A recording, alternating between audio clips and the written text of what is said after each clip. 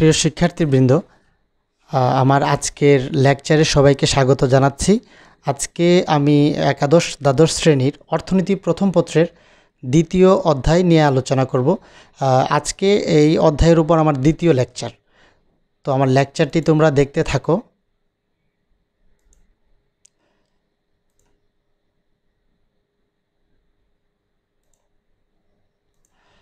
তো এই লেকচার শেষে আজকে তোমরা জানতে পারবে, প্রথমত চাহিদা সমীকরণ সম্পর্কে ধারণা লাভ করতে পারবে। চাহিদা সমীকরণ হতে চাহিদা রেখা অঙ্কন করতে পারবে।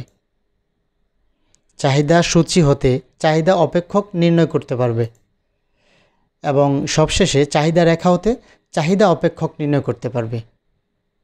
তো চলো আজকে আমরা মূল লেকচারে প্রবেশ করি।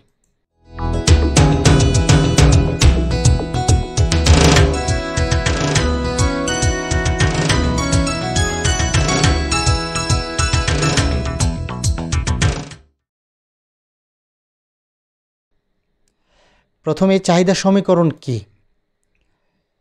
চাহিদা অপেক্ষকের অন্যান্য উপাদান যেমন আয়, রুচি, বিকল্প দ্রব্যের দাম, পরিপূরক দ্রব্যের দাম ইত্যাদি স্থির থাকা অবস্থায় যদি দ্রব্যের নিজস্ব দাম কমে তবে চাহিদার পরিমাণ বাড়ে এবং দাম বাড়লে চাহিদার পরিমাণ কমে।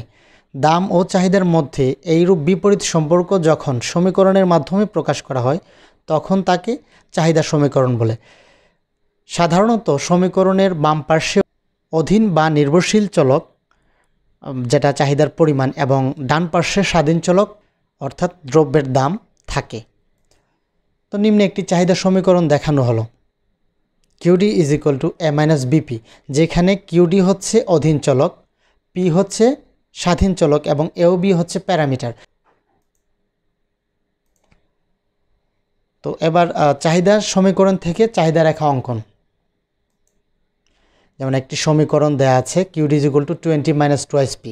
এই সমীকরণ থেকে আমরা আজকে চাহিদা রেখা অঙ্কন করব। তো প্রথমে প্রদত্ত সমীকরণ থেকে চাহিদার সূচি তৈরি করে নিম্নে চাহিদা রেখা অঙ্কন করা হলো। তো সূচি তৈরি করতে হলে আমরা জানি যে পি এর বিভিন্ন মান নিতে হবে। তাহলে পি এর বিভিন্ন মান নিয়ে কিউডি এর মান বের করি। যেমন পি ইজ ইকুয়াল টু 2 হলে কিউডি ইজ ইকুয়াল টু হবে 16। পি ইজ ইকুয়াল টু 3 হলে QD is equal to 14। P is equal to 4 হলে কিউডি ইজ ইকুয়াল টু হচ্ছে 12। প্রাপ্ত মানগুলো দিয়ে ডান পাশে চাহিদা সূচি তৈরি করা হলো। খেয়াল করো চাহিদার সূচিটা, যেখানে 2 দামের সাথে সম্পর্কযুক্ত হচ্ছে 16 চাহিদার পরিমাণ। একইভাবে 3 এবং 4-এর সাথে সম্পর্কযুক্ত হচ্ছে চাহিদার পরিমাণ যথাক্রমে 14 এবং 12। তো চলো আমরা এই সূচি থেকে এখন চাহিদা রেখা অঙ্কন করি।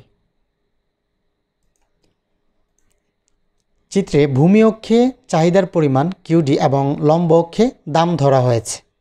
তোমরা দেখতে পাচ্ছ ডান পাশের চিত্রে ভূমি অক্ষে হচ্ছে চাহিদার পরিমাণ এবং লম্ব অক্ষে দাম ধরা হয়েছে।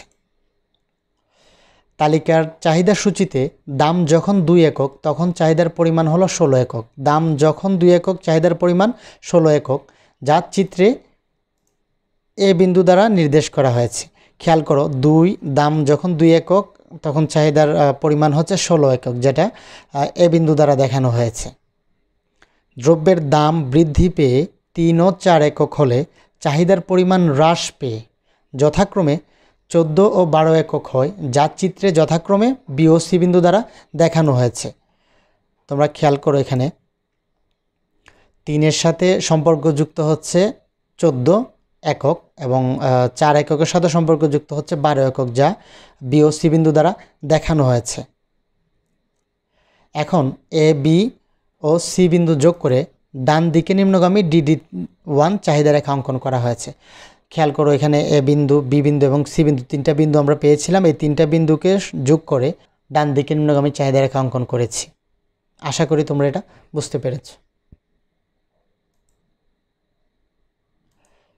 এবার চলো চাহিদা সূচি হতে চাহিদা অপেক্ষক নির্ণয় কিভাবে করতে হয় আমরা দেখি।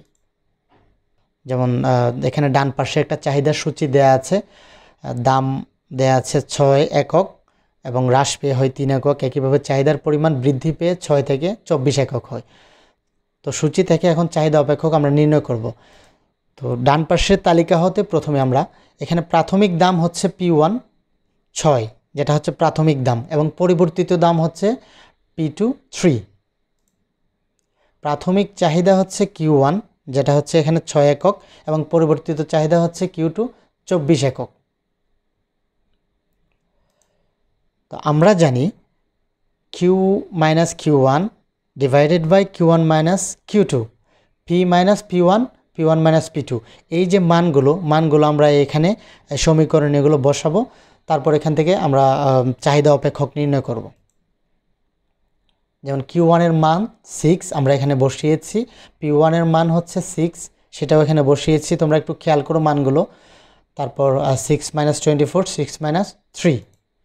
এখন লব ঠিক থাকবে। এখন হরের ক্ষেত্রে আমরা দেখতে পাচ্ছি যে 6 থেকে 24 মাইনাস করলে হয় -18, এবং এখানে 6 থেকে -3 গেলে হয় 3।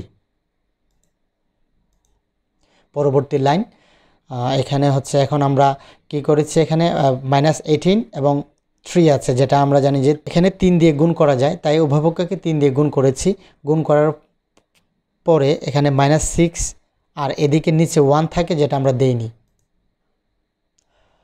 এখন আমরা আর গুণন করব, ক্রস যেটা। আর গুণন করার পরে আমরা পেয়েছি Q minus 6 is equal to -6 into P minus 6। এখন আমরা এটা গুণ করব, -6P মাইনাসে মাইনাসে +36, বা Q ইজ ইকুয়াল টু, এই যে এখানে -6 ছিল সেটাকে আমরা ডান পাশে নিয়ে গেলাম, +6 হয়েছে। সুতরাং Q ইজ ইকুয়াল টু হচ্ছে 36 এবং 6 হয় 42 -6P, যা একটি চাহিদা অপেক্ষক। তো আমরা এই প্রদত্ত চাহিদা সূচি থেকে চাহিদা অপেক্ষক নির্ণয় করলাম।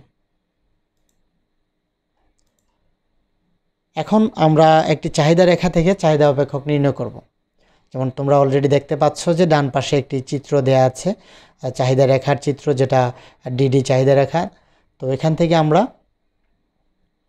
চাহিদা অপেক্ষক নির্ণয় করব। প্রদত্ত চিত্র থেকে আমরা পাই প্রাথমিক দাম হচ্ছে 2 এবং পরিবর্তিত দাম হচ্ছে 8।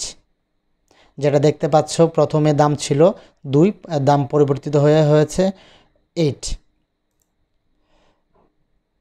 প্রাথমিক চাহিদা ছিল 19 ইউনিট, আর পরবর্তীতে যখন দাম বৃদ্ধি পেয়েছে চাহিদা হ্রাস পেয়ে হয়েছে 16 ইউনিট। তো আমরা জানি যে এই সূত্রটা আমরা অপেক্ষক নির্ণয়ের ক্ষেত্রে ব্যবহার করি। এখানে আমরা জাস্ট Q1 এবং Q2, P1, P2 এর মান বসিয়েছি চিত্র থেকে।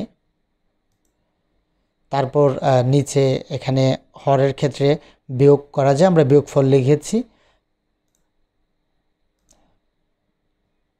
পরবর্তীতে আমরা দেখলাম যে এখানে 3 এবং 6 দুটি সংখ্যার মধ্যে 3 কমন আছে, তাই 3 দিয়ে আমরা গুণ করেছি উভয় পক্ষকে।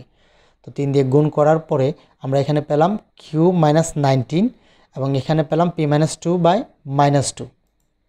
এখন আমরা আর গুণন করব। আর গুণন হচ্ছে ক্রস, যেটা অর্থাৎ P মাইনাস 2 আর এখানে পেলাম -2 দিয়ে Q মাইনাস 19কে গুণ করতে হবে। আর এখন -2Q আর মাইনাস মাইনাসে প্লাস 2কে 19 দিয়ে গুণ করলে 38 হয়, বা 2Q, যেটা এখানে মাইনাস ছিল আমরা বাম পাশে নিয়ে এসেছি, প্লাস হয়ে গিয়েছে। আর এখানে হচ্ছে 38 যা ছিল তাই, 2 ডান পাশে চলে গিয়েছে তাই প্লাস হয়েছে, P ডান পাশে গিয়েছে তাই মাইনাস হয়েছে, বা 2Q is equal to 40 minus P।